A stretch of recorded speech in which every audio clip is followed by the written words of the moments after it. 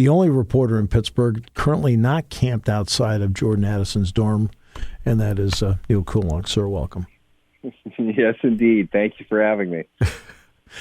So, Kenny Pickett. Okay. This would be a player everybody in Pittsburgh is familiar with, especially the Steelers. How do you feel his game translates to the NFL? I think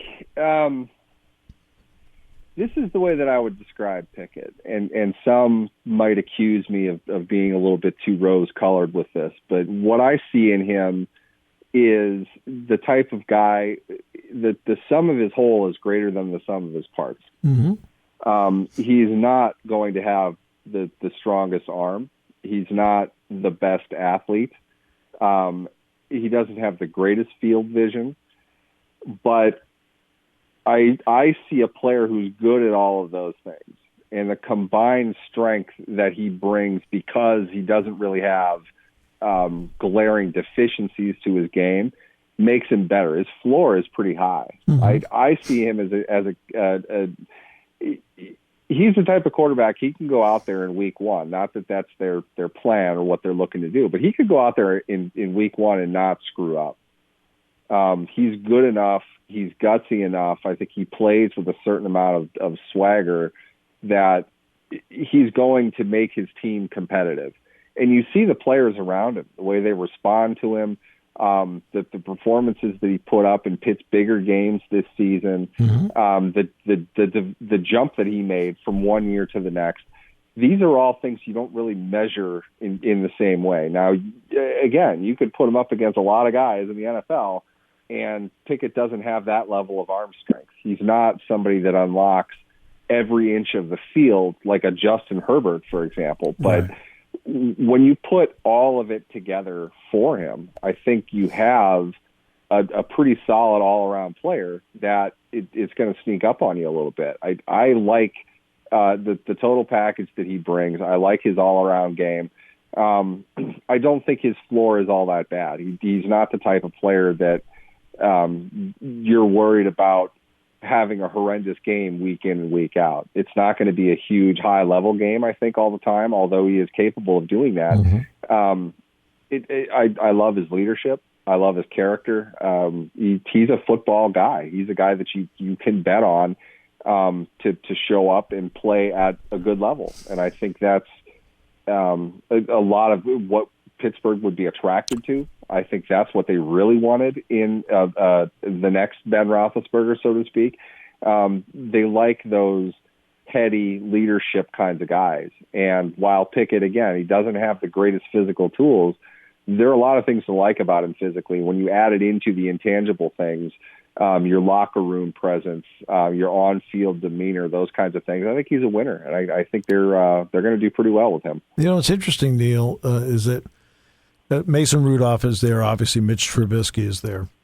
The difference between Trubisky and Pickett in terms of when they were drafted is there is a lot of tape on Pickett. I mean, he started for years at Pitt. And, of course, the Steelers were around him any day they wanted to be around him. Trubisky only had 1 year as a starter. What do you think the balance is now in the NFL between going after younger players versus someone who has an established resume like Pickett? What do you think that balance is now? I think we're going to find out. Okay, here's the thing with the quarterback position in the draft. Again, the Steve Jones rule. There are two drafts here. You need a quarterback. Okay, that's kind of the primary purpose of one of those two drafts. You're getting them all over the place nowadays. And next year will prove that out because they already their mock drafts are showing as many as 6 could go. Yeah, they're talking about 6 or 7 of them in the first round. Now, why is that? One season doesn't dictate the other, but at the same time, look at Sam Howell, for example. What is 5th round pick, something like that? Okay. Mm-hmm. Sam Howell was largely seen as a potential first round pick leading into, I should say, at the end of last year's draft. And part of the reason why Sam Howell didn't go is because there were 5 really good ones that they weren't really comfortable he was going to get drafted ahead of them. So, ironically, he would have been taken probably in the 20s if he got taken in the first round. That gamble didn't work out real well for him. But it's cyclical like that. You have a bunch, then you're going to have a few. So the hodgepodge that gets kind of, mashed together in all of this is going to be that blend of experience plus, that high-level talent. And I would say this, when you look at next year's class, I mean, for me, just a good example is Spencer Rattler. And I understand what happened with Rattler at Oklahoma, but I watched that kid play, and oh my God! I mean, you're talking an enormous amount of arm talent. I don't think we've seen a quarterback with the release speed that he has. Just watch the way the ball flies out of his hand. Right. This kid shows up; he's a top 3 pick in this draft. As it plays out, I mean, he might have wanted to enter anyway. I mean, it might have worked out better for him. Right. But now he's going to be in the meat grinder with all these other people. But to your point, Rattler has that experience now. Maybe he would have been a little bit hesitant because he got benched early on in the last season, only has kind of that one season to go on. Now he's got a little bit more adversity. He's got the opportunity to show up and show out with a different coach, different system, different location altogether. He's somebody that could make the claim of being everything combined. But those guys that haven't played are always going to have the intrigue of the upside if they look the part. And to be honest, my opinion then is the same thing as it is with Trubisky now. He looked far more like a quarterback than he actually played the position. And we're seeing that more and more. And to some degree, I'm sure Mike Tomlin would argue with me, but I'm having a real tough time figuring out what about him is not most based in his pedigree right now, as opposed to his ability, what he has shown on the field. Because what he's shown on the field is not good. Right. It's very limited, not in playtime, but when he was successful, there were only certain things he was doing well, and they were able to scheme it up where he could do that. They got away with probably a little bit more, but he never evolved. His game never got any better, so he really kind of hit his ceiling. And it sort of makes you wonder then, if he had played in college, did we see more of this? Right. That, to me, this is the key thing to all of this, and I've argued with people that know far more about football than I do. With Kenny Pickett, is it not more impressive to say the most success that he had came at the end of all of this experience? That's he right. grew into it. That's right. Is that not better than a one-hit wonder who looks the part, had some success in college, and now is entering the draft? Right. Or maybe a better way to put it, shouldn't Pickett get the nod over somebody like that? I mean, if we go by drafting, that's what we just saw. See, what has happened, we went through a period of time with quarterbacks, and Trubisky is one of them, all right, where less is more. Boy, you see just enough that tantalizes. You know what I mean? In other words, I didn't put up so much tape where you got to see all the warts.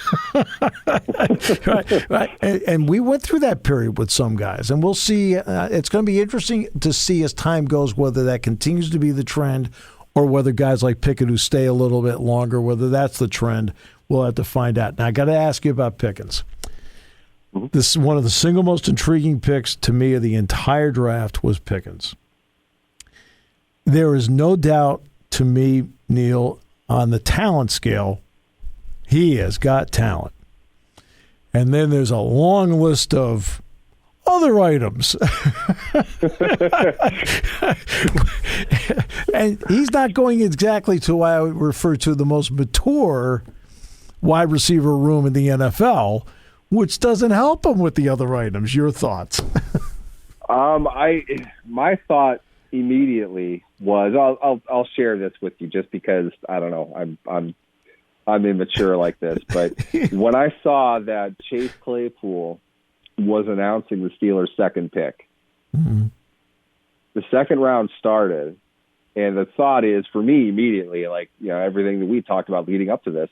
Okay, great, you got a quarterback. you need a receiver now. Okay, Yeah. you don't have a choice here. Mm-hmm. And I just naturally made the connection. Chase Claypool is about to announce the Steelers' next wide receiver that, frankly, is such a need for them because of Chase Claypool. It's almost like it was by design. But to have Claypool, and then looking at it more and more, I'm like, Pickens shouldn't fall, but he's going to, isn't he? I think that might happen with the amount of them that went in the first round. Yep. And who they were and who they went to. It was like, there's going to be kind of a lull here with receivers. Pickens is going to be on the board for the Steelers. There's no way they're going to take him.